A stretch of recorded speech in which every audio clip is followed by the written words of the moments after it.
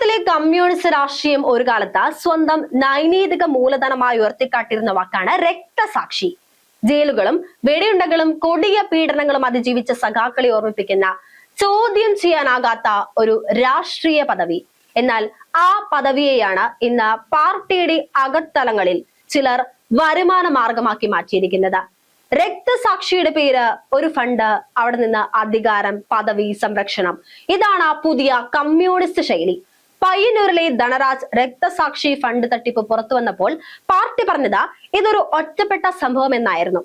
അത് അവിടെയെല്ലാം തീർന്നു എന്നായിരുന്നു വിശദീകരണം. എന്നാൽ ഇന്ന് തിരുവനന്തപുരം വഞ്ചിയൂരിൽ നിന്നുള്ള സംഭവങ്ങൾ തെളിയിക്കുന്നത് പയ്യന്നൂർ ഒരു അപവാദമല്ല, ഒരു പരീക്ഷണ ഭൂമിയായിരുന്നു. അവിടെ വിജയിച്ച മാതൃകയാണ് തലസ്ഥാനത്ത് പുനരാവർത്തിക്കപ്പെടുന്നത്. 2008 ഏപ്രിൽ 1 വഞ്ചിയൂർ ബ്രാഞ്ച് അംഗമായിരുന്ന വിഷ്ണു കൊല ചെയ്യപ്പെട്ടു. കേസ് രാഷ്ട്രീയമായി ഉപയോഗിക്കപ്പെട്ടു. നിയമപരമായി കുടുംബം നീതി കിട്ടാതെ നിന്നു. അതിനു പേരിൽ രക്തസാക്ഷിയുടെ ഓർമ്മയ്ക്ക് എന്ന പേരിൽ ഫണ്ട് പിരിക്കണമെന്ന ഒരു നിർബന്ധവും. കുടുംബത്തിന് താല്പര്യമില്ലായിരുന്നു. എന്നിട്ടും നേതാക്കളുടെ സമ്മർദ്ദത്തിന് വഴങ്ങി. ഇതാണ് ആദ്യത്തെ നൈതിക പിഴവ്. വേദനയെ സംഘടനാപരമായ നിർബന്ധമാക്കിയത്. പിരിച്ചു പണം സഹകരണ ബാങ്കിൽ നിക്ഷേപിച്ചു. ഇവിടെ നിന്നാണ് രണ്ടാമത്തെ, അതിലും ഗുരുതരമായ ഘട്ടം തുടങ്ങുന്നത്. അന്നത്തെ local committee secretary T Raveendran Nair party local കമ്മിറ്റിയെ തന്നെ കണ്ടെത്തിയതുപോലെ 5 ലക്ഷം രൂപ സ്വന്തം അക്കൗണ്ടിലേക്ക് മാറ്റി. ഇത് പുറത്തു നിന്നുള്ള ആരോപണമല്ല, പാർട്ടിയുടെ ആഭ്യന്തര കണ്ടെത്തലാണ്. ഇവിടെ ഒരു ചോദ്യമുണ്ട്. രക്തസാക്ഷിയുടെ പേരിൽ പിരിച്ച പണം, പാർട്ടി രേഖകളിൽ തെളിയിച്ച തട്ടിപ്പ്, ഇവ രണ്ടും ചേർന്നിട്ടും ഒരു രാഷ്ട്രീയ പ്രവർത്തകൻ എന്തുകൊണ്ട് രാഷ്ട്രീയത്തിൽ അവസാനിക്കാത്തത്? ഉത്തരം ലളിതമാണ്. കാരണം ഇത് വ്യക്തിപരമായ തട്ടിപ്പല്ല, സംരക്ഷണ സംവിധാനമുള്ള നല്ല ഉഗ്രൻ തട്ടിപ്പാണ്. അന്നത്തെ ഏരിയ കമ്മിറ്റി റിപ്പോർട്ടിൽ രവീന്ദ്രൻ നായരുടെ അസ്വാഭാവിക സാമ്പത്തിക വളർച്ചയെ കുറിച്ച് സംശയം രേഖപ്പെടുത്തിയിരുന്നു. ഭാര്യയ്ക്കും മകനും സ്വാധീനം ഉപയോഗിച്ച് ജോലി സംഘടിപ്പിച്ചെന്ന പരാതിയും ഉയർന്നു. ഇതിന്റെ അടിസ്ഥാനത്തിൽ പദവികളിൽ നിന്ന് മാറ്റി. ഇതുവരെ എല്ലാം കമ്മ്യൂണിസ്റ്റ് അച്ചടക്ക നടപടികൾ പോലെ തോന്നും. പക്ഷേ തുടർന്നുണ്ടായത് എന്താണ്? അന്വേഷണ റിപ്പോർട്ടുകൾ ചവറ്റുകുട്ടയിലേക്കും ആരോപണ വിധേയൻ ജില്ലാ നേതൃത്വത്തിലേക്കുമാണ് പോയത്. CITU ജില്ലാ സമ്മേളനം, പാർട്ടിക്കുള്ളിൽ തന്നെ ശക്തമായ എതിർപ്പ്.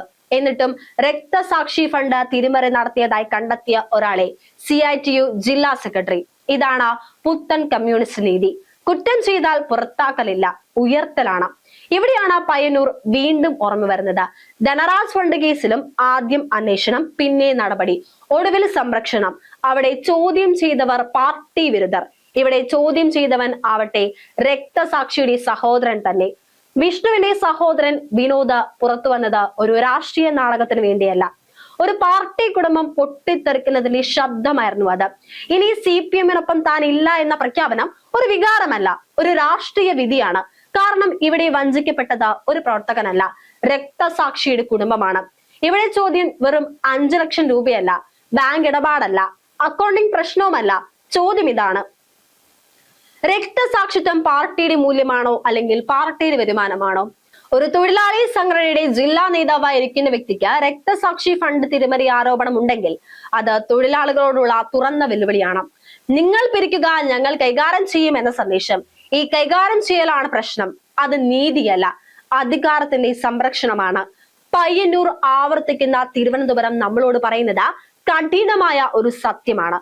രക്തസാക്ഷി പോരാട്ടത്തിന് പ്രതീകമല്ല, അവനിപ്പോഴൊരു ഫണ്ട് ഫയലാണ്, ഒരു ബാങ്ക് അക്കൗണ്ട് ആണ്, ഒരു രാഷ്ട്രീയ കരിയറിന്റെ പടമാണ്. ഇതിനെതിരെ പ്രതികരിക്കുന്നവരാണ് യഥാർത്ഥ കമ്മ്യൂണിസ്റ്റുകൾ. മിണ്ടാതിരിക്കുന്നവരാണ് പുതിയ കാലത്തെ കൂട്ടുപ്രതികൾ. രക്തസാക്ഷിയുടെ ചോരയിൽ നിന്ന് കാശാക്കുന്ന രാഷ്ട്രീയത്തിന് ചരിത്രം ഒരിക്കലും മാപ്പ് നൽകില്ല. അത് ഓർത്താൽ നന്ന്.